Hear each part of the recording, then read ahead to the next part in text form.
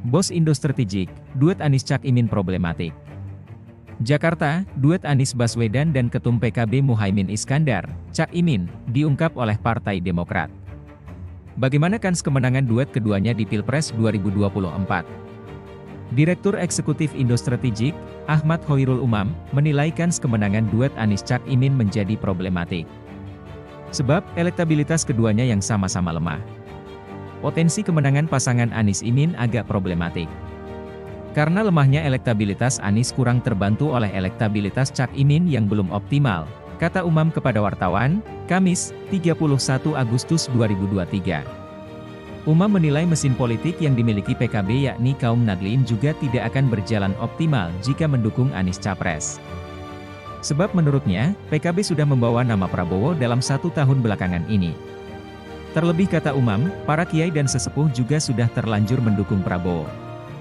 Jika Anies mempercayai pentingnya kekuatan politik Nahdlin untuk menutupi catatan politik identitas saat Pilkada DKI Jakarta 2017, dengan mengambil Cak Imin sebagai cawapresnya, maka mesin politik Nahdlin Cak Imin susah optimal karena selama 1 tahun terakhir ini, PKB betul-betul menjual habis Prabowo ke para kiai sepuh dan simpul-simpul pesantren di semua jaringan Nahdlin, sembari meyakinkan bahwa Prabowo tokoh pemersatu dan kelompok Islam kanan konservatif saat ini berada di kubu Anies Baswedan, maka hal itu akan sangat merepotkan mesin politik PKB. Para kiai sepuh yang selama 1 tahun terakhir ini sudah telanjur mendukung Prabowo, kini harus diubah haluannya untuk mendukung Anies yang selama ini dia anggap sebagai pengeksploitasi politik identitas.